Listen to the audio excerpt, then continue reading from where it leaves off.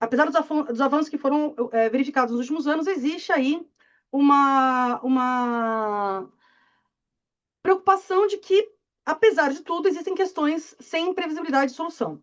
E hoje, o que a gente vai fazer, então? A gente vai explorar esses conceitos-chave, vamos discutir algumas questões de entendimentos consolidados dos tribunais superiores e vamos tentar analisar as implicações jurídicas que a regulamentação atual e a jurisprudência trazem, né, para os casos concretos. E aí, ao final, a gente vai fazer um comentário geral sobre como as empresas podem se preparar para mitigar os riscos e evitar passivos futuros, não é? E enfrentar os desafios da atualidade. A ideia, então, nossa, aqui é que a gente discuta áreas contaminadas na prática, né? E aí, para quem não conhece a gente é um escritório especializado em direito ambiental e áreas contaminadas faz parte da nossa rotina. Como eu comentei, já é o terceiro webinar que a gente organiza sobre o Perguntar tema, qual tá. e existe, inclusive, tem um material que a gente já disponibilizou nas nossas redes, enfim, tratando sobre esse assunto, comentando as nossas impressões, nossas reflexões. E hoje, o que a gente vai falar é sobre esses aspectos práticos.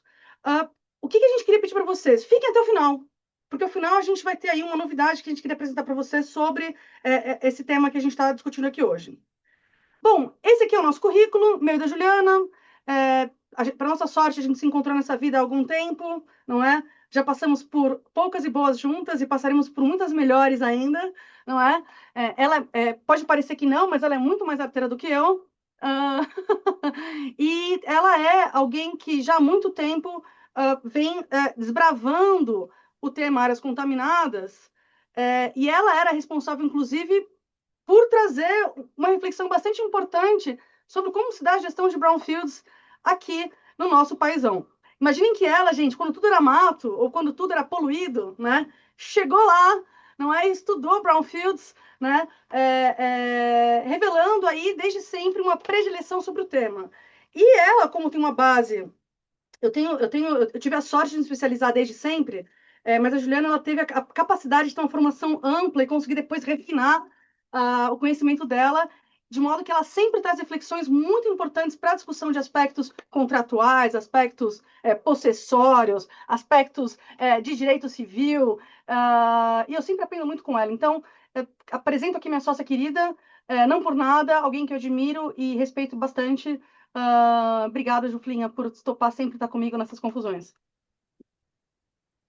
Pessoal, a Rita fez toda essa introdução só para não ter que dizer que eu sou muito mais velha que ela também, tá? Porque na verdade era isso que ela queria dizer, né? Que eu tava lá quando tudo era mato, porque eu sou muito mais velha que ela. Mas quando tudo era mato, ela já estudava áreas contaminadas comigo também, né? Foi o objeto do meu mestrado. Meu mestrado ele nasceu junto com a resolução CONAMA, que trata da gestão de áreas contaminadas. Então, realmente faz muito tempo que a gente está trabalhando com isso. E a Rita, minha querida sócia, amiga do peito, está também aqui sempre pronta para encarar todas as nossas loucuras, inclusive fazer um webinar aqui para você sobre esse tema, que é um tema extremamente complexo, cheio de vertentes e discussões, né, doutrinárias e jurisprudenciais. Minha colega já há quase 15 anos, né? Mais de 15 anos agora, né? Rita, e como a gente tá ficando velha. Você também tá ficando velha, amiga. Eu Desculpa te sei, dizer. eu É, sei. mas a Rita, além de ser mestre, doutora em direito ambiental, ela é consultora na área de direito ambiental. E o que a Rita tem de mais sensacional, eu acho, para colaborar aqui com o nosso webinar, é a experiência, no judiciário, envolvendo essas questões de áreas contaminadas. Então, embora, né, como ela falou, eu tenha me dedicado a estudar a parte teórica das áreas contaminadas lá atrás, né, antes ainda de a gente ter uma legislação nacional, A Rita é uma das pessoas à frente de ações emblemáticas envolvendo áreas contaminadas e vai trazer o que eu gosto bastante, que são os bastidores, as fofocas do judiciário envolvendo o tema de áreas contaminadas. E, pessoal, faço aqui um parêntese para pedir desculpa pelo nosso tom informal e esse tanto de brincadeira, mas estou vendo aqui pessoas queridas, né, todas, Alexandra, Rosária, pessoal que já nos conhece e sabe que nós não somos muito de formalidades e que a gente gosta mesmo é de trabalhar e fazer o que a gente faz aqui todo dia, que é a advocacia ambiental. Então, a gente espera que esse ambiente amistoso que a gente está querendo proporcionar aqui os contagie e os faça permanecer conosco aqui até o final e que tenha algum resultado positivo para todo mundo. Excelente. Obrigada, Juflinha. E dando sequência aqui, né? Essa nossa bagagem, né, que é inclusive compartilhada com tantos outros colegas que inclusive estão aqui presentes, né? Eles fazem a gente sempre refletir sobre uma questão central que é: áreas contaminadas é um problema que tem solução ou não? Né? E aí a gente pensa, para vocês terem uma ideia, a gente sempre busca tentar ilustrar como é que esse tema aparece na mídia, né? Não é na imprensa de tempos em tempos. E a gente fez um filtro aqui, considerando o lapso temporal de um ano. Vejam que no último ano a gente verificou que existe de fato uma iniciativa dos órgãos públicos voltadas à capacitação, não é, ao mapeamento, né, ao mapeamento, à capacitação de órgãos técnicos, não é, ao mapeamento de áreas contaminadas, à capacitação dos agentes, ao entendimento, né, de que o setor imobiliário também, o setor empresarial está focado, engajado em trazer soluções, de modo que, se áreas contaminadas são um problema, buscar solução faz parte, é um negócio, e é um negócio que tem um benefício socioambiental fantástico, que é o restabelecimento de uma área e do seu uso de forma segura. Para orientar o nosso raciocínio, né, o que a gente quer propor aqui para vocês? Uma reflexão básica sobre questões que a gente sabe que vocês já sabem de cor e salteado. Opa! Primeiro vamos entender o que é responsabilidade administrativa, não é? Para depois falar sobre responsabilidade penal, civil e obrigações próprio terreno. Vamos lembrar que a responsabilidade administrativa, ela decorre de uma infração administrativa, evidentemente, não é? Por conta de uma omissão ou uma ação que viole regras jurídicas. Se existe uma previsão normativa que cria uma regra de proibição, o seu descumprimento, ou seja, a prática de um ato contrário, não é? A norma posta, desencadeia a possibilidade de imposição de uma sanção contra aquele que comete a infração. A lógica que a gente sempre estabelece é uma lógica de infração de trânsito, não é? Em que a pessoa do infrator é quem responde, por isso que quando eu tomo multa, meu marido toma multa, no caso, ele é obrigado a assumir, não é este passivo, porque não é meu, nem os pontos, nem os custos inerentes, não é a penalidade resultante deste cometimento de infração. Um aspecto importante, não é? Embora a responsabilidade administrativa seja subjetiva, a noção geral que decorre da presunção de legitimidade dos atos administrativos dá conta de que a culpa é presumida. Ou seja, cabe a você, enquanto sujeito infrator, não é, demonstrar, justificar, esclarecer se de fato você foi ou não foi culpado, por exemplo, por aquele cometimento de infração. Isso ocorre também, não é, em matéria de infração administrativa de trânsito, de modo que se você apresenta e a gente discute, não é, e traz evidências, por exemplo, de excludente responsabilidade, como caso fortuito, força maior, a responsabilidade administrativa, ela, em tese, deveria ser afastada, e este é um ponto que a gente vai discutir, não é quando for falar de casos práticos. Vão guardando essas questõezinhas aí, porque elas vão informar ali as nossas reflexões sobre casos práticos, tá? E aí, evidentemente que se a responsabilidade é subjetiva, não tem solidariedade, certo? Cada um responde pelo seu cada qual, e não dá para a gente dizer, por exemplo, que a Juliana, quando compra o meu carro, não é? Ela responderia, por exemplo, pela infração de trânsito que eu cometi. É lógico que a multa é dela, são outros 500. Mas a infração, efetivamente, quem acelerou, quem passou acima do limite de velocidade, como diz a música, por isso eu corro demais, né? É quem deve, de fato, ser responsabilizado por isso. Bom, Vejam que para que haja configuração da responsabilidade administrativa, a gente tem que ter uma conduta, não é um nexo causal. E vejam que nem sempre uma infração administrativa vai resultar em dano ambiental. Há infrações administrativas de caráter meramente formal, mas que representam um comportamento importante por parte do... Gente, vocês não vão acreditar tocando a campainha assim.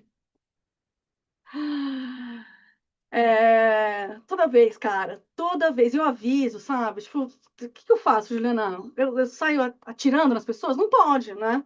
Enfim, eu nem estou achando o microfone para Não, silenciar Rita, da porque Alberto. nesse caso a responsabilidade também seria subjetiva. Então é melhor você manter a calma e ficar aí bem quietinha. Eu coloquei no muro e dei um grito. Desculpa, gente. Tentando recobrar os sentidos.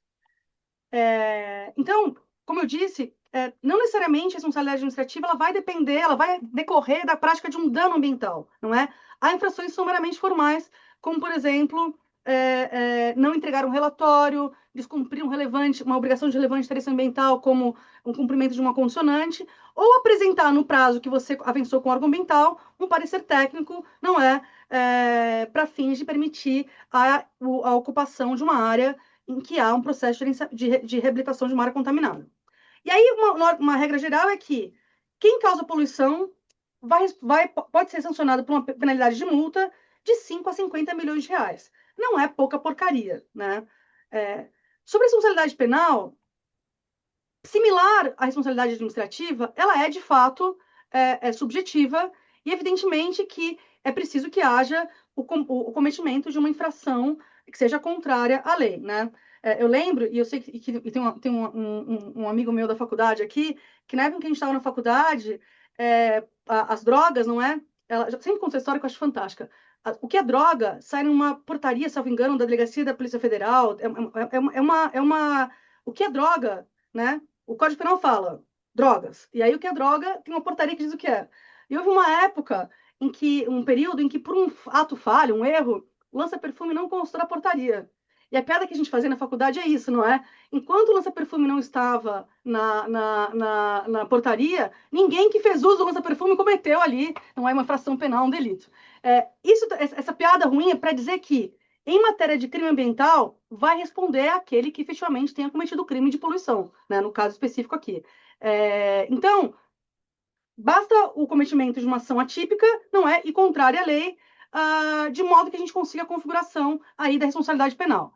Evidentemente que a gente vai discutir dolo e culpa. E o dolo e culpa eles podem influenciar, por exemplo, na dosimetria de uma sanção, ou até mesmo numa discussão sobre excludente de responsabilidade, porque, de fato, em havendo a previsão de que o agente responde na medida de sua culpabilidade, ele não vai responder além ou aquém daquilo que seria exigido dele pelo ordenamento jurídico.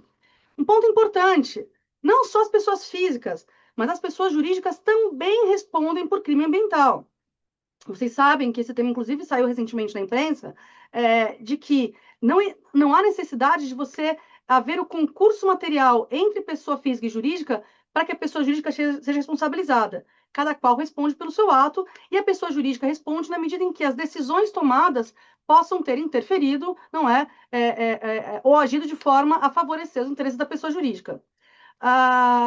E aí, evidentemente, que ela é de natureza subjetiva, né, de modo que não há aí solidariedade, mas uma coautoria. Mas no caso específico, diferentemente da administrativa, em que a culpa é presumida, a inocência é presumida não é um postulado constitucional de que ninguém será condenado senão diante de sentença penal transitada em julgado. E aí, evidentemente, que poluição é um crime, não é que pode resultar em pena de reclusão de 1 a 4 anos. Ufa! Deixa eu passar o próximo slide.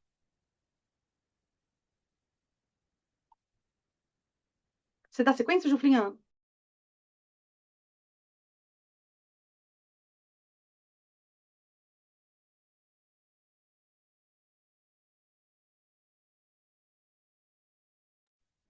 Vamos daqui então, Rosália, vi aqui teu comentário, já vou falar sobre isso também, tá? Já vou retornar aqui, é bem verdade isso. A Rosália estava falando aqui, pessoal, que essas obrigações ambientais, o pessoal só dá atenção quando tem fiscalização e vira uma efetiva exigência, né, sob pena de algum tipo de penalidade.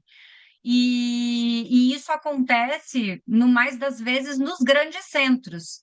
Então, que o pessoal acaba fazendo vistas grossas e empurrando com a barriga o cumprimento dessas obrigações. Porém, tudo a gente tem que lembrar que é um processo, né? Lá em 2010, a gente não tinha nem a resolução do CONAMA falando da gestão das áreas contaminadas. No começo, o primeiro estado do Brasil que teve normatização sobre isso foi o estado de São Paulo. E isso vai propagando pelo país inteiro. O que a gente pode dizer é que, na maior parte dos estados, as obrigações de investigação de áreas contaminadas, elas já estão sendo inseridas nas licenças ambientais como condição dos licenciamentos, e isso é uma tendência de que cada vez mais a gente tenha um aumento, uma ampliação da necessidade, inclusive, de consultores para prestar esses serviços por conta dessa ampliação de obrigações e da fiscalização, né? Mas indo aqui para a responsabilidade civil, diferentemente da responsabilidade administrativa que a Rita estava explicando para nós agora há pouquinho, a responsabilidade civil, ela foi esculpida lá no artigo 14, parágrafo 1º da Lei Federal 6.938, de 81, que é a Lei da Política Nacional de Meio Ambiente, e lá consta que o poluidor é obrigado, independentemente da existência de culpa, a indenizar ou reparar os danos causados ao meio ambiente e a terceiros, exigindo apenas a demonstração de dano e do nexo causal. Então, lá, quando fala independentemente de culpa, o que a legislação está querendo dizer é exatamente isso: é que a gente não precisa verificar se houve a intenção de se causar o dano ambiental, mas tão somente a verificação de que houve a ocorrência do dano e que esse dano decorreu do comportamento, da conduta ou da atividade daquele sujeito a quem nós pretendemos responsabilizar e que é, segundo a legislação, caracterizado como o poluidor. Então, nós podemos dizer que o poluidor é aquele que deu causa ao dano ambiental, ainda que o dano ambiental não seja algo relativo à poluição no termo coloquial, como nós costumamos entender, tá? Na esfera civil, como eu disse, diferente da esfera administrativa que a Rita vinha explicando para a gente, a responsabilidade é objetiva. Ou seja, não são avaliadas aquelas questões dirigidas à vontade do infrator, né? Que são aqui o dolo e a culpa. Elas são independentemente de ter tido o infrator a vontade de causar o dano. E, além disso, ela é solidária, ou seja, qualquer pessoa, seja ela física ou jurídica, que tenha contribuído em maior ou em menor grau para aquele dano ambiental, ele terá sim a sua parcela de responsabilidade sobre o dever de reparação desse dano. Isso é fundada, essa responsabilidade civil, regida pela teoria objetiva, é fundada na teoria do risco integral, que dá essa roupagem toda que nós estamos falando agora. Então, cada um dos poluidores, e aqui eu vou voltar a repetir que poluidor não é, no direito ambiental, só aquele que causou poluição. Poluidor é aquele que deu causa a dano ambiental, seja ele um evento de poluição, de devastação, de mortandade de animais, ainda que não por poluição, e assim por diante, tá? Então, lá no artigo 942 do Código Civil, a gente também tem a previsão de que a responsabilidade civil ambiental é solidária e, portanto, ela cabe a cada um daqueles que contribuíram para dar causa a esse dano ambiental e, portanto, cada um dos poluidores, ou seja, dos causadores do dano, poderá ser compelido individualmente à reparação integral do dano. Cabe entre os poluidores, depois aquele famoso acerto de contas, né? Com as ações de reparação, as ações de cobrança entre eles, de ressarcimento, para que as responsabilidades sejam equalizadas. Mas perante a justiça, né? Perante a sociedade, os responsáveis do ponto de vista civil, ambiental, eles são solidários e, portanto, podem ser exigidos individualmente a reparação integral do dano ambiental. Se vocês tiverem algum comentário ou alguma dúvida sobre esse ponto, vocês podem colocar aqui no chat, que a gente vai avançando, né? Mas voltamos para responder as perguntas de vocês, sem prejuízo de no final também a gente ter um momento aqui de debate, tá? Mas podem ir mandando ali pelo chat que a gente vai acompanhando. Então, fechando aqui essa questão da responsabilidade civil, a gente precisa recordar um ponto que, às vezes, no judiciário, né, na pressa, as pessoas acabam confundindo os conceitos.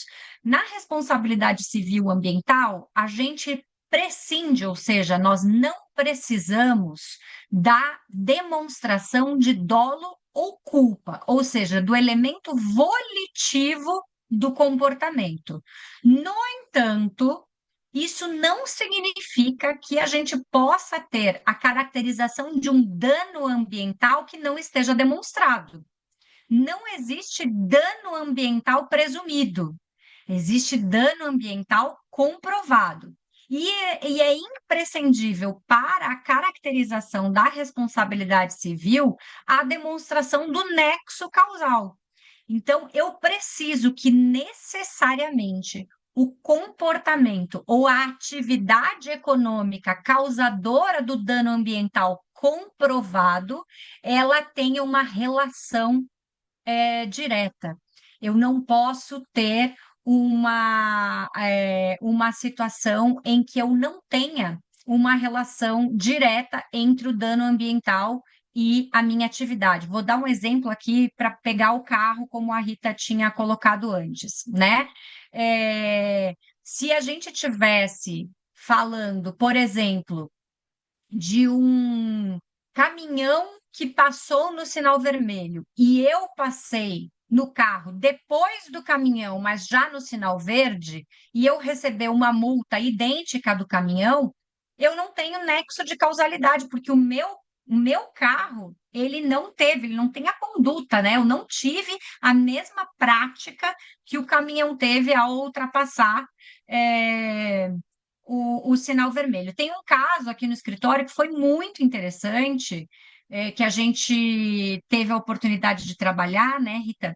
Que aconteceu o seguinte: a gente teve a gente tinha uma estação de tratamento de efluentes, depois desse tratamento de efluentes já tratado dentro dos padrões, né, admitidos pela legislação, esse efluente, ele seguia para a rede de esgotamento público com a autorização para que esse esgotamento fosse feito dessa forma. E num problema que aconteceu no sistema de esgotamento público, com uma pressão negativa, acabou que o efluente foi puxado para dentro do sistema. E, na ocasião, a CETESB autuou todo mundo que fazia parte daquela rede pluvial, porque esse efluente ele foi parar na rede de forma indevida. Só que eu vou voltar a dizer, esse efluente foi parar na rede de forma indevida por um problema do sistema, do sistema público de esgotamento, que teve uma pressão negativa e puxou tudo que estava ligado a ele. Na ocasião, a CETESB acabou autuando, como eu falei, todo mundo que tinha interligação com essa rede, e esses autos de infração foram anulados posteriormente, porque se verificou a falta de nexo de causalidade, ou seja, não houve nenhum tipo de contribuição por parte das empresas para causar essa infração ambiental. Nesse caso, a gente está falando aqui de uma anulação de uma autuação do ponto de vista administrativo pela falta do elemento culpa. Ninguém teve culpa por ter havido, né, essa esse esgotamento equivocado. Mas também queria trazer para vocês esse exemplo para dizer o seguinte, que também na via civil haveria uma possibilidade de se discutir isso, apesar de nós sabermos que existem os entendimentos de que, pela teoria do risco integral, pelo simples fato de o efluente estar disponível, vamos dizer assim, ali naquele local e sujeito a uma falha de sistema, como aconteceu, poderia ser entendido como existente o nexo de causalidade e aí haver a responsabilidade civil, embora a gente aqui entenda que nesse caso também não existiria a responsabilidade civil, porque não teve nenhum tipo de falha na atividade da própria empresa, foi numa falha de terceiro, então a gente teria aí a possibilidade de quebra de nexo de causalidade. É um tema um pouco mais complexo, mas trago aqui só para dar aquela, aquela vontadezinha assim, de entender mais sobre o tema. Porque, como eu disse, às vezes ele parece muito óbvio e acaba não sendo tanto assim, né? E aí a gente vai para um outro ponto, que é aquele relativo às obrigações propter rem, Deixa eu que falar. são as... Esse é um tema que, inclusive, vai responder a pergunta que o Alessandro fez agora no chat. Vou ler para você. Bom dia, Isso aí. pergunta. A relação de propriedade sobre uma área contaminada é nexo causal para responsabilizar o proprietário? Ou a responsabilidade do proprietário decorre da solidariedade? E o nexo causal ainda é com o agente poluidor original. Né? Alessandro se fia nos conceitos clássicos de direito civil para tentar entender o direito ambiental. E ele vai ver como a coisa não é tão transparente assim quanto parece. Exatamente, pessoal. Então, a gente tem duas situações que a gente precisa esclarecer quando a gente fala de responsabilidade civil ambiental. A primeira é a responsabilidade civil ambiental propriamente dita, que a gente acabou de conversar, que é aquela baseada na causa do dano. Então, eu tenho a responsabilidade ambiental quando eu tiver um nexo, uma relação causal entre a minha atividade, o meu comportamento, a minha conduta e o dano ambiental que foi causado. A gente fala de responsabilidade civil ambiental para aqueles que são caracterizados como poluidores, ou seja, aqueles que deram causa à geração do dano, tá? Isso nós estamos falando de responsabilidade civil ambiental. A jurisprudência, especialmente, ela foi além, alargando a responsabilidade ambiental e unindo conceitos de direito ambiental e de direito real, ou seja, aqueles direitos e deveres atrelados aos bens imóveis. E entou-se, sustentou-se, então, a teoria da obrigação propter rem. Nós sabemos que quando estamos falando de direitos reais, os bens imóveis, eles carregam em si obrigações que são inerentes à própria coisa. Vide, por exemplo, imposto sobre um bem imóvel. Nós sabemos que quando o bem imóvel ele é alienado, ele carrega consigo todos os deveres que recaem sobre esse bem imóvel. E com os deveres ambientais não seria diferente. Então, quando nós falamos de obrigação propter-rem, nós estamos falando de uma obrigação que é inerente ao próprio imóvel e que é transferida de um proprietário para o outro. Por isso é que eu, que não sou poluidora ambiental, que nunca suprimi uma árvore do meu imóvel, quando comprei o imóvel e ele já tinha uma APP devastada, eu me tornei responsável pela obrigação ambiental de reparação da SAPP, mas não porque eu tenho responsabilidade civil ambiental, porque eu não fui a poluidora, não fui eu que desmatei, não fui eu a causadora do dano. Eu assumi essa obrigação ambiental na condição de proprietária, ou seja, de titular de uma obrigação propter rem, uma obrigação inerente à coisa. Então, só para fechar aqui o raciocínio com vocês, um antigo proprietário de um imóvel, quando ele transfere a propriedade, ele transfere também a sua responsabilidade ambiental, exceto se ele for também o poluidor. O poluidor, aquele que causou o dano ambiental, ele sempre vai ter a responsabilidade civil ambiental, porque o poluidor, ainda que não possua mais a coisa, pelo seu atuar, né, de causar o dano, ele tem a responsabilidade civil ambiental. Porém, o proprietário, que não é o poluidor, que ele foi simplesmente o proprietário da coisa, uma vez que ele transfere essa coisa para um novo proprietário, ele perde esta condição de responsável, porque ele deixa de ser poluidor e ele deixa de ser titular da obrigação propter rem.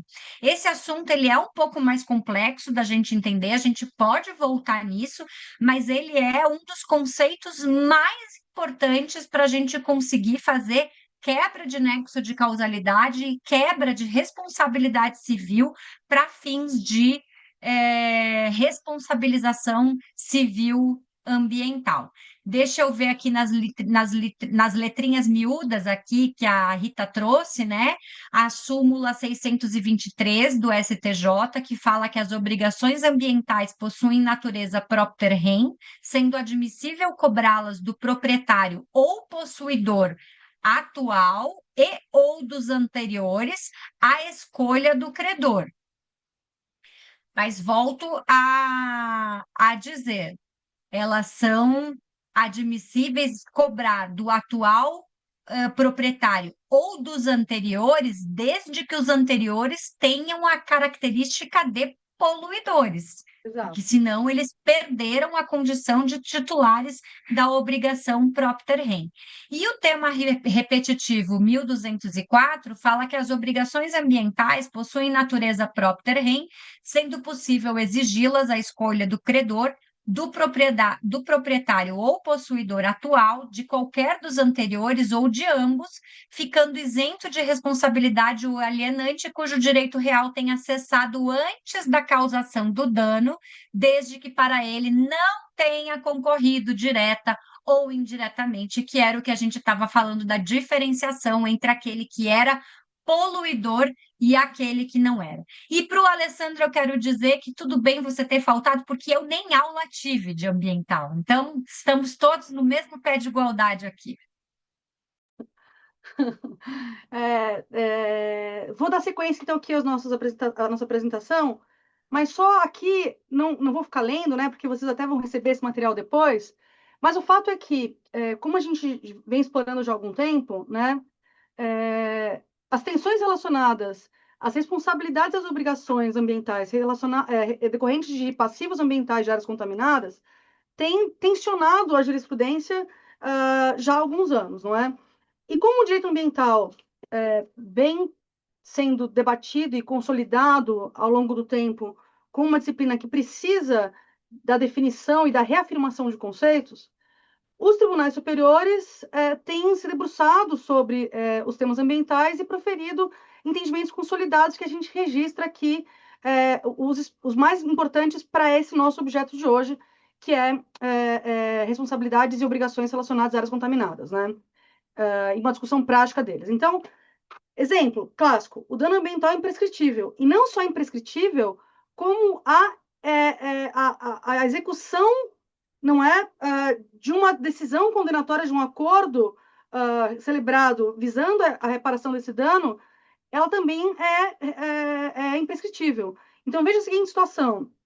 Se existe aí um acordo judicial que você celebra com o órgão ambiental, ou se você assume algum tipo de compromisso via acordo judicial, e depois essa obrigação não é realizada por qualquer motivo, se tempos depois você compra um CNPJ, né, e existe alguma pendência relacionada a um acordo ou uma condenação, não dá para a gente alegar, por exemplo, que pelo transcurso do tempo haveria prescrição. Esse tema da execução é um tema muito importante porque ele vai abarcar a situação relacionada a passivos históricos, não é? Aquelas áreas contaminadas órfãos, aquelas áreas ambientais, aqueles passivos que a gente não tem solução aparente. Seria uma grande infelicidade se o poluidor fosse, de alguma forma, exonerado da responsabilidade por decurso de tempo, quando a gente sabe que o atual proprietário e todos aqueles que precisam fazer uso, não é, evidentemente, de uma área contaminada, precisam submeter as regras e a regularização desses passivos, independentemente da sua responsabilização. Então, a noção de imprescritibilidade aqui, estabelecida pelo tema 999, e que foi depois aperfeiçoada, não é, pelo 1194, tenta, então, fazer frente a essa discussão da reparação do dano, né? Porque, como a gente sabe, a responsabilidade civil e a responsabilidade penal e administrativa, elas são prescritíveis, não é? Diferentemente da civil, que por sua natureza reparatória, e aí faço questão de destacar isso, responsabilidade civil não tem viés punitivo, o viés punitivo está ao lado da responsabilidade penal e da responsabilidade administrativa, daí a prescrição e tudo mais fazerem sentido. Como a responsabilidade civil ambiental objetiva, evidentemente que nesse cenário a imprescritibilidade adere a um dos traços característicos da responsabilidade civil. Outros temas, a STJ fez um monte de súmula. Por exemplo, não se admite a aplicação da teoria do fato consumado em matéria de direito ambiental. Ah, está contaminado, já comprei contaminado, né? O que eu vou fazer, né? Veja bem, se você é o adquirente, talvez a sua condição seja uma, mas se você é o poluidor, a sua condição é outra. Uma outra relação importante, a inversão do nos aprova.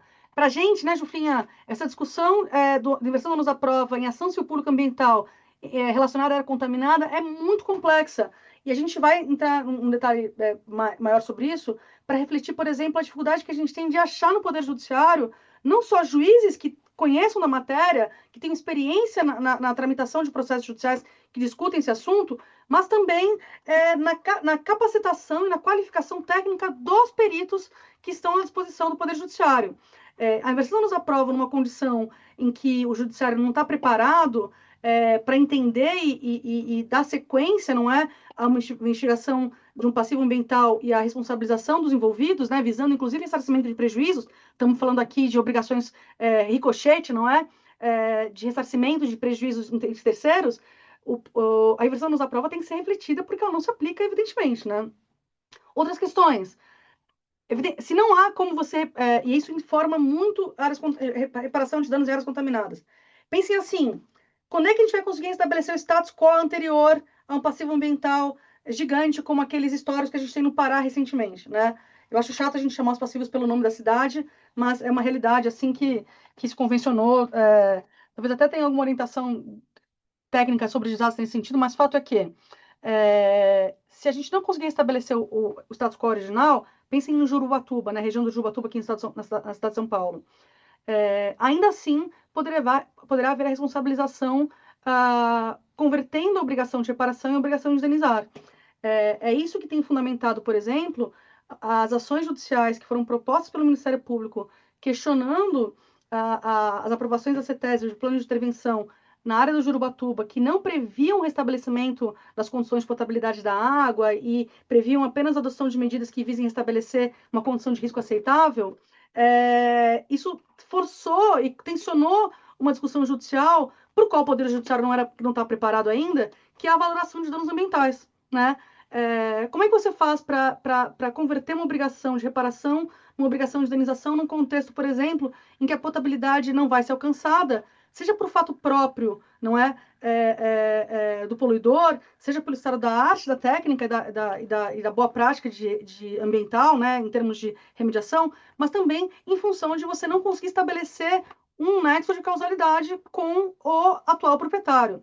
Então, esses temas eles perpassam, não é? Essas súmulas, esses entendimentos, eles perpassam sempre pelo nosso raciocínio. E a súmula 652, ela é interessante também porque ela estabelece uma condição que, para nós, é realidade em matéria de áreas órfãos e passivos complexos, que é, tudo bem, se o poder público não fiscalizou, se o poder público mandou resíduo, se o poder público, de alguma forma, concorreu, não é, para que esse dano ambiental fosse causado, embora a condenação seja solidária, não é, porque essa é da condição, é da natureza jurídica da responsabilidade civil e ambiental, a execução será subsidiária. Então, imagine o seguinte, em algum momento, a depender da situação de um passivo ambiental complexo, o poder público vai ser instado a pagar essa conta, né? Isso soma-se, não é? Essa dificuldade que a gente tem de valoração de danos numa perspectiva indenizatória, e, de novo, o Poder Judiciário não está preparado para isso. E aí, o que isso quer dizer em pequenas palavras, né? Tentando fechar aqui o funil do entendimento. O direito de buscar a reparação do dano não se extingue com o tempo, e aí não existe prazo para você ajuizar uma ação ou executar uma decisão judicial que visa reparação de danos.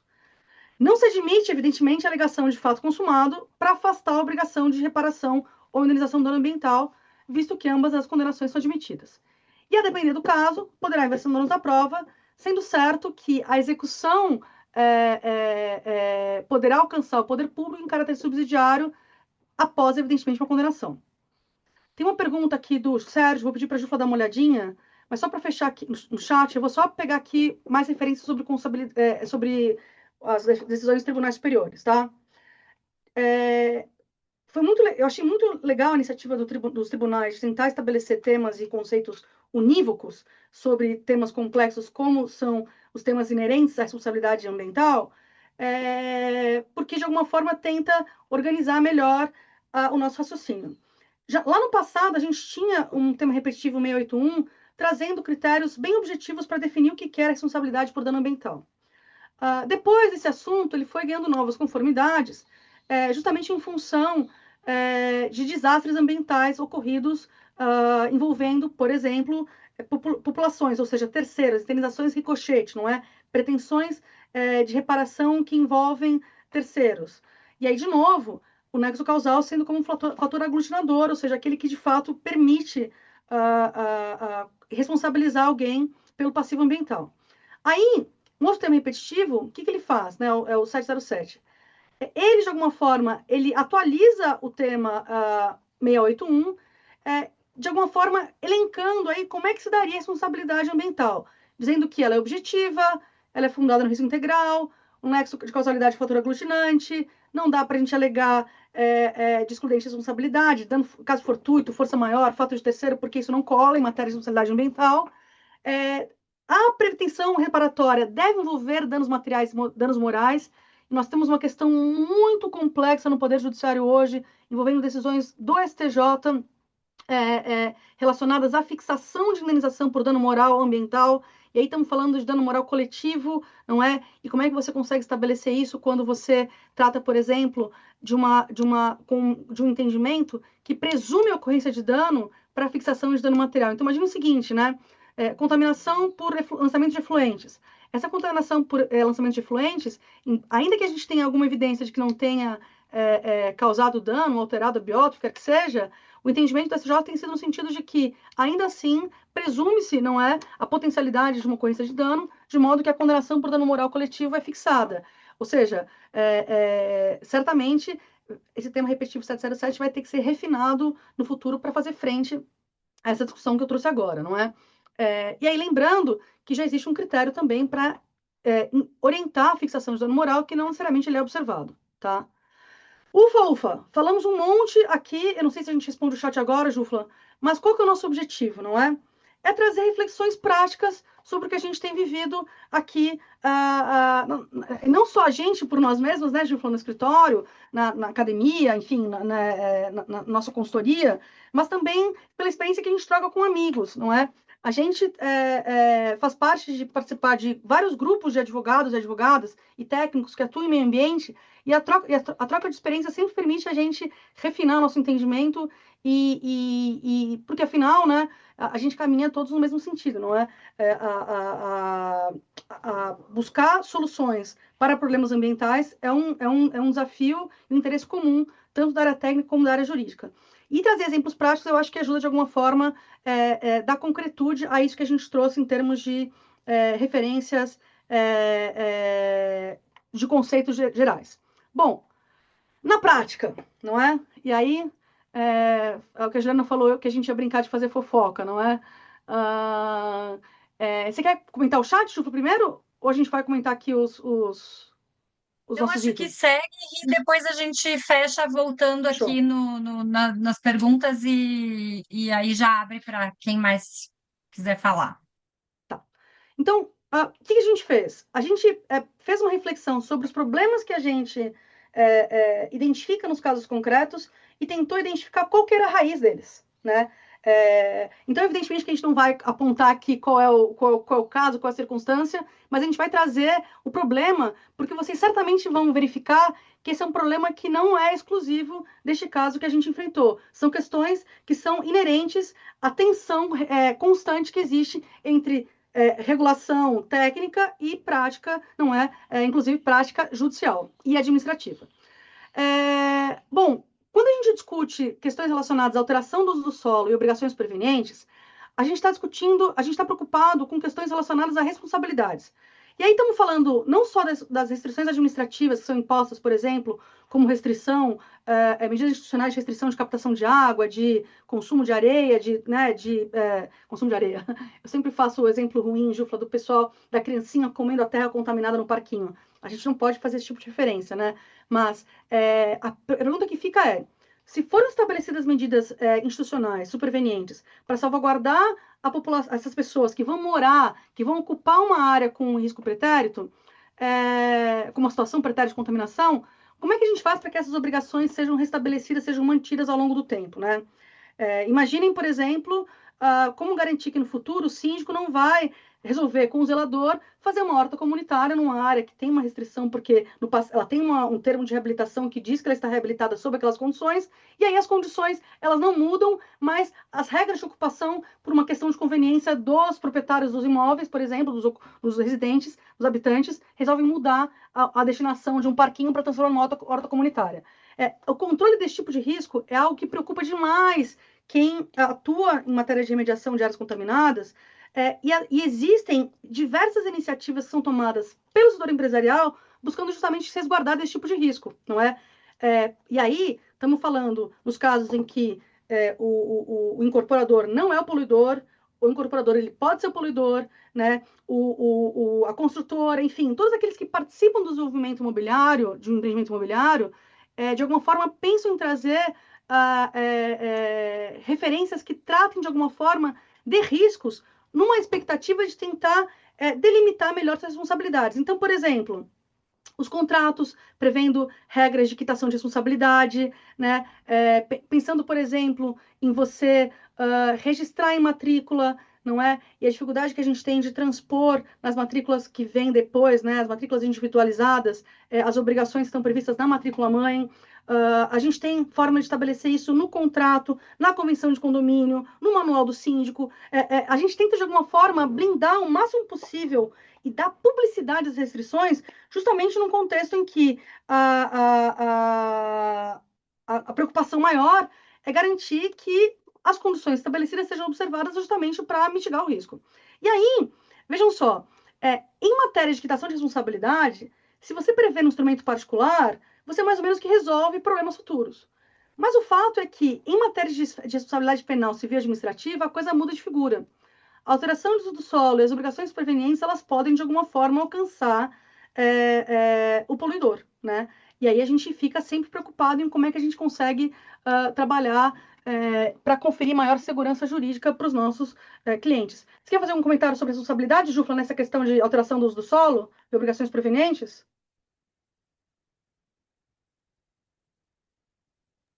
Desculpa, eu falo na sequência quando for responder ali para o pessoal do chat, porque aí a gente vai Show. voltar nisso.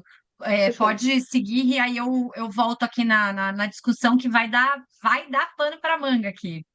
Que bom. Vou tentar ser bem objetivo para a gente não perder os debates, que é o mais interessante, né? O que existe em relação à expectativa sobre a regulamentação, não é? Primeiro, a gente tem que enfrentar o fato de que existe uma regulamentação heterogênea em âmbito estadual, não é? A gente tem uma regra geral, que é a resolução CONAMA, e os estados, de alguma forma, que não têm regulamentação própria, aplicam a resolução CONAMA, mas não existe um padrão, uma régua horizontal, não é estabelecida, estabelecendo obrigações e regras para todo mundo. Essa questão incomoda, inclusive numa perspectiva em que a gente não tem né, de municipalização de serviços, não é, de atividade, de competências ambientais, existe uma preocupação muito grande em prover capacitação adequada para esses agentes públicos que vão lidar com essa regulamentação de áreas contaminadas e vão exigir, ao fim e ao cabo, do empreendedor, do poluidor, medidas voltadas ao restabelecimento das condições ambientais para que esse imóvel, para que essa área contaminada seja restabelecida a ocupação dela, né? E aí vale a pena destacar aqui as iniciativas que alguns estados têm tido, não é? Muitas delas coordenadas pelo Ministério do Meio Ambiente e do Clima, com a participação da ESAS, que é uma entidade que concentra aí as grandes empresas de consultoria ambiental focadas em fortalecer e representar o setor de uma forma responsável, não é? Considerando como foi apontado aqui no chat, que tem muito picareta aí por aí, né? Mas tem iniciativas do Ministério do Meio Ambiente com participação da ESAS, do SENAC, que é uma instituição que tem se dedicado há muitos anos em formação de pessoas em matéria de gerenciamento de áreas contaminadas, tentando justamente fazer o quê? Criar cursos de capacitação para que haja esse nivelamento, não dos órgãos públicos no tratamento das questões ambientais. Existe também a necessidade de você ter maior clareza sobre temas, e aí entra uma previsibilidade que se deseja a partir do estabelecimento da Lei de Áreas Contaminadas, não é? Que é o PL 2732 de 2011, que ainda está em tramitação, pendente aí de tramitação regular no Congresso, mas fato é que, se você for olhar o PL, tem temas ali que a gente já chegou a discutir, inclusive na ESAS, que mereceriam algum tipo de ajuste, não em benefício exclusivamente de um interesse ou outro, mas em benefício da eficiência e da aplicação da regra, para que não haja aí dúvidas e retardos na sua ineficiência, basicamente, né, na sua aplicação tal como estabelecida. Outro aspecto, se a gente for pensar em desastres ambientais, passivos históricos e áreas órfãs, a gente precisa buscar uma maior integração entre direito e técnica. O direito estabelece alguns marcos, alguns dogmas, que na hora do vamos ver a gente não consegue operacionalizar. Quando a gente trata de passivos históricos, né, de áreas órfãs, questões que são mais complexas, a gente tem que lembrar que casos difíceis não fazem bom direito, certo? A regra estabelecida para casos difíceis não deve ser utilizada como régua para o gerenciamento de passivos ordinários.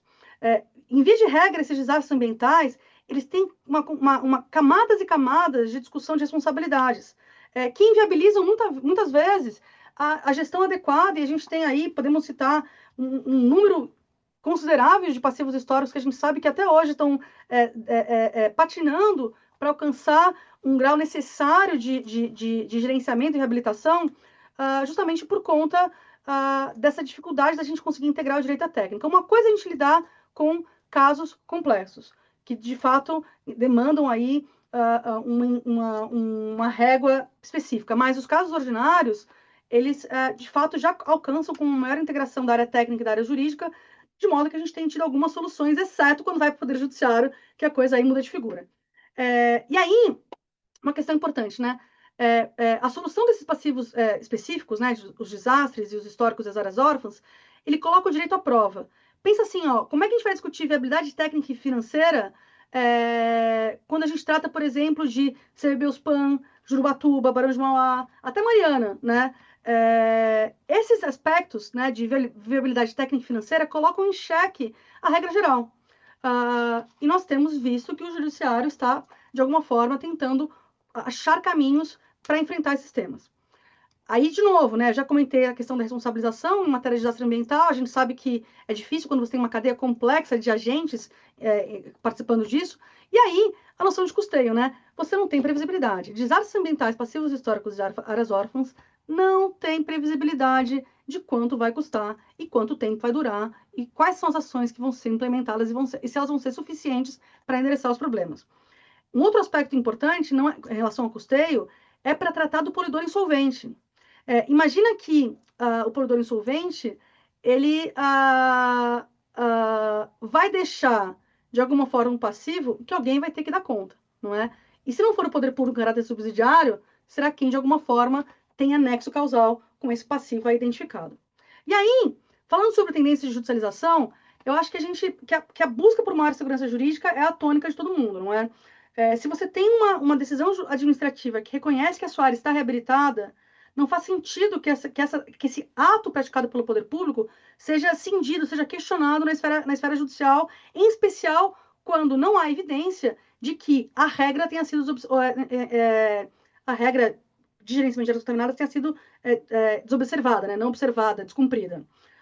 Então, este é um tema que, para nós, reflete um dos grandes desafios e uma tendência de judicialização, ou seja, essa busca por maior responsabilidade jurídica. Um aspecto importante que a gente verifica também de tendência de judicialização são os conflitos entre entes privados. Passou a época de ter só ação civil pública discutindo área contaminada. Nós temos ações privadas, produções antecipadas de provas, ações de obrigação de fazer, ações de regresso, ações de reparação, uma série, uma gama considerável de ações judiciais que são ajuizadas visando justamente tratar e delimitar conflitos entre entes privados. É conflito entre a construtora e o condomínio, é conflito entre adquirente, conflito entre vizinho. E aí vem o grande ponto que, para mim, é o mais sensível de todos neste contexto da tendência de judicialização, que é o Poder Judiciário não está preparado para enfrentar esses temas, né? Por vários aspectos. Porque é um tema excessivamente técnico. E a gente tenta, por mais que a gente tente traduzir o que a boa técnica fala, às vezes a gente falha e o Poder Judiciário não compreende isso. E aí, a gente precisa reconhecer de alguma forma nossa parcela de culpa, sabe, Juflan? No sentido de que talvez a gente precise buscar outra forma de comunicar melhor o que a gente quer dizer quando trata, por exemplo, da solução de conflitos entre entes privados ou para a solução de passivos que demandam de providências que fogem daquilo que é razoável, né? Então, pensem assim, ainda que a gente precise, ainda que a gente consiga superar, não é? A falta de preparo, de experiência, de traquejo do Poder Judiciário com áreas contaminadas, ainda que a gente consiga reconhecer nossa parcela de culpa e tente mastigar e melhorar e sempre trazer de forma mais clara possível qual é o nosso pedido, qual é a nossa causa de pedido, o que a gente pretende com essa ação judicial proposta, um desafio que a gente não consegue superar é a falta de profissionais capacitados, cadastrados nos sites tribunais superiores. Não raras vezes, quando existe uma perícia ambiental, não estou nem falando de áreas contaminadas, os técnicos cadastrados nas bases de dados oficiais do Tribunal de Justiça do Estado de São Paulo, que é o nosso tribunal de referência, e aí peço desculpas se você é de fora e está ouvindo a nossa fala, não é bairrista por preferência, é bairrista por incompetência, né? Só conhecer a nossa realidade local, mas vocês saibam que várias vezes a gente pega um currículo de um técnico que foi nomeado como perito judicial no caso concreto, e o cara não tem a qualificação necessária para enfrentar os temas que estão ali. É um desafio enorme, porque é uma perícia que custa caro, que você não tem previsibilidade do que vai acontecer, apesar da prova pré-constituída, e corre o risco de lidar com um perito que é de confiança do juízo, mas que pode, muitas vezes, e a gente sabe que isso acontece porque é a realidade, não tem o traquejo necessário para dar conta de confirmar, por exemplo, a adequação das providências, né? Veja um caso que a gente está discutindo. A área ela é investigada há 20 anos. Há 20 anos você tem postos de monitoramento e tem ali informações sobre o grau de contaminação daquela área, né? O perito judicial nomeado resolveu que era melhor a gente fazer novas sondagens, ou seja, fazer novos poços. Por que ele não veja, ele nem cogitou fazer medição nos postos já instalados. A proposta foi no sentido de fazer uma nova rede de monitoramento. Assim, essa falta de compasso, né, de estar no compasso, aquilo que o setor empresarial, né, o setor técnico enfrenta no dia a dia do gerenciamento contaminado e aquilo que o Poder Judiciário analisa e enfrenta é muito gritante e a nossa percepção de que a falta de profissionais técnicos capacitados assessorando os juízes no proferimento de decisões judiciais envolvendo áreas contaminadas é muito preocupante, tá? Bom, outros aspectos. Pô, a gente poderia falar aqui em outras questões, né? Mas pensando em. Deixa eu ver aqui. Em expectativas do mercado, para tentar terminar aqui a nossa conversa, tá? Ufa, ufa. Primeiro, dinheiro não leva desaforo. Então, se dinheiro não leva desaforo, a gente precisa buscar elementos que tragam para a gente maior segurança jurídica, maior previsibilidade, né, dos processos envolvendo gerenciamento de áreas contaminadas, tanto na esfera administrativa como na judicial, e também para que essas questões relacionadas à segurança jurídica e previsibilidade ajudem a gente a ser mais eficientes na tomada de decisões. Nós precisamos decidir quanto de recursos nós vamos investir, para qual finalidade, com qual objetivo e qual resultado esperado. Essa métrica ela é necessária de ser monitorada e a gente acha que a expectativa do mercado é no sentido de que cada vez mais sejam previsíveis as decisões tomadas em matéria de gerenciamento de áreas contaminadas, né? Compra e venda, né? Processo administrativo e tudo mais. Outra questão que é importante, uma expectativa do mercado: pesquisa, desenvolvimento e inovação. Isso está o tempo todo impulsionando as discussões sobre áreas contaminadas. E em tempos de inteligência artificial, a gente pode pensar em uma quantidade de pessoas, e a gente vê isso nos congressos, né, que a gente participa, inclusive um deles organizado pela ESAS, dando conta de como é que as novas ferramentas de monitoramento e ampliação do uso da inteligência artificial elas permitem uma análise avançada dos dados, inclusive para interpretação de informações ambientais complexas, não é? Estamos falando, por exemplo, em você estabelecer modelos tridimensionais, modelos preditivos, preditivos, inclusive, da evolução das plumas, para auxiliar, por exemplo, a tomada de decisão. Olha, essa pluma vai evoluir para lá, ela vai regredir para cá, eu tenho responsabilidade sobre essa pluma até tal limite. Enfim, esses temas de pesquisa, desenvolvimento e inovação, eles certamente vão moldar como é que o mercado pretende lidar com questões ambientais. E aí, um último ponto, estou cansando aqui já de falar muita bobagem, já vou para o próximo slide, que é o último, eu prometo, que é o seguinte: existe uma expectativa, certo, de que o papel da governança ambiental, não é, corporativa e da compliance ambiental, elas alcancem um patamar mais estratégico dentro das empresas. E aí, em que sentido? Gestão de riscos, gestão de recursos financeiros, evidentemente, e gestão de riscos reputacionais. Isso reflete, na nossa opinião, né, Juliana, uma mudança gradual na forma como esses passivos são percebidos e administrados pelo setor empresarial, que não quer ter dor de cabeça, quer solução, certo? E aí, a gente tem visto também que, nesse contexto, pensando em preventivo, e não estamos falando só do setor imobiliário, estamos falando do setor empresarial, do setor da indústria, enfim, que de alguma forma lida com passivos ambientais, a gente tem visto que as empresas têm investido também em programas de monitoramento contínuo e de organização dos dados ambientais para fazer uma avaliação estratégica dos riscos. Especialmente quando a gente pensa, e acho que tem uma pergunta que fala nisso também, em contexto de licenciamento ambiental, né? Você ter esses dados, essa ingerência não, essa capacidade de compreensão do seu problema tem ajudado, por exemplo, a orientar o processo de tomada de decisão nas ações de gerenciamento, nas ações de licenciamento ambiental, certo? Evidentemente também na questão dos ativos. E aí, ufa, cadê o mouse? Quer passar as perguntas ou considerações finais, Juflan? Acho que fecha, Rita, porque o pessoal Tá. que tiver que sair Ai, pode meu ficar à Deus. vontade, e aí a gente fica só com as perguntas aqui e A gente fala demais, né? conversando com o pessoal. Eu falo demais, na verdade. Então, ó, considerações finais. Precisa investir e insistir no gerenciamento de áreas contaminadas. A gente sabe que com investimento e com a insistência no gerenciamento adequado dessas informações e no trato responsável de passivos ambientais, a gente sabe que o Poder Judiciário tende a ser mais compreensivo quando os problemas concretos chegam para a deliberação.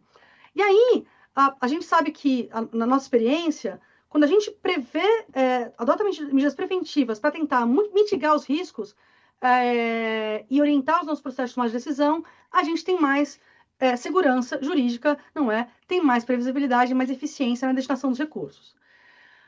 Como eu comentei, o Poder Judiciário não está preparado e a gente precisa contribuir, fazer a nossa parte para que o Poder Judiciário tenha os instrumentos mais à mão para compreender esses assuntos, e isso envolve não só, imagino eu, debates em casos concretos, mas eventos como congressos, webinars e produção de artigos, produção de textos, que ajudem a colocar esse assunto numa boa perspectiva, porque a gente sabe que quem manja desse assunto de áreas contaminadas não somos só nós. Tem um monte de gente boa que entende do assunto, que pode contribuir para ajudar a esclarecer temas controvertidos e formar uma massa crítica responsável sobre esses temas, ajudando aí o Poder Judiciário a tomar decisões que sejam viáveis, execuíveis, corretas do ponto de vista do que se tem de conceito em matéria de responsabilidade ambiental. E aí, não dá para a gente ignorar que os avanços da ciência e tecnologia eles interferem e orientam em bastante forma e grau a prática do setor empresarial e a pressão que o próprio mercado impõe por práticas mais sustentáveis e responsáveis acaba estabelecendo um novo standard que certamente vai orientar o próprio mercado, não é, na condução dos seus negócios de hoje para sempre, né? Desde sempre, inclusive. E aí, um ponto, né? Ai, meu Deus, cansei de falar. Acho que estou me repetindo aqui. E aí, considerações finais. Para o poluidor empreendedor, a gente acha que a investigação e gerenciamento de passivos, em especial para orientar o processo de tomada de decisão, é importante para que você consiga se manter firme numa posição responsável. E aí, penso que... Estou me repetindo, Juflá. Cansei. Faltou Coca-Cola, gente. Acabou a Coca-Cola. Desculpa. Faltou Ri, eu acho que a gente pode fazer esse final, se você me permitir aqui, trazer para vocês como uma ideia geral que, de forma objetiva, para aquele que é empreendedor, é imprescindível investigar e gerenciar o passivo com pessoas que sejam tecnicamente capacitadas para esse tipo de coisa, lembrando que às vezes o barato sai caro, né? Então, de fazer uma tomada de decisão consciente para que seja feito um gerenciamento da área contaminada de uma forma inteligente, estratégica e otimizada. E para aquele que é o adquirente de um imóvel, que lembre-se que o mais importante é conhecer o passivo ambiental. A gente tem aqui, né, assim, com uma frequência, o pessoal que vem fazer aquisição e quer que a gente amarre no contrato de qualquer maneira para que proteja né, de todos os riscos aí na aquisição de um imóvel com suspeita de contaminação, mas quando a gente não sabe o tamanho da contaminação, a gente só pode dizer assim, ó, é obrigar a ressarcir todos os custos com a remediação, ponto, né? Porque a gente pode estar falando de uma situação que custe R$ 100 ou 100 milhões, né? Assim, a gente tem essa mesma possibilidade. Então, trazer isso aqui para vocês, né, dessas nossas recomendações. E aí, Rita, queria que você passasse ali da nossa querida rainha, né, que já estamos ali no final, a Sim. gente traz a bibliografia que a gente tem escrita a respeito, para quem quiser conferir o que a gente já teve de produção doutrinária a respeito, e aí as nossas surpresinhas finais, Rita. Só para dizer que a gente, antes de despedir de vocês, quem ficou até o final aguentou aqui, mas qual que é o nosso objetivo, né? A gente tem muito material que a gente produziu ao longo dos anos sobre áreas contaminadas, e para justamente buscar contribuir para esse tipo de reflexão que a gente propôs aqui hoje, que busca justamente nivelar conhecimento, né? Que busca justamente compartilhar conhecimento, a gente vai consolidar essas informações todas, além de quem sair daqui, de fato, vai receber esse PowerPoint com os nossos apontamentos. Esse vídeo vai estar disponível nas nossas redes para vocês acompanharem logo mais, se tiver alguma utilidade, né, Jufinha? Mas no final aqui a gente vai ter um e-book que vai sair e vocês vão receber, vocês que estão inscritos no nosso evento vão receber ele por e-mail, como até uma forma nossa de agradecimento aqui pelo incentivo e que vocês trazem para a gente de permanecer com a gente a tarde inteira.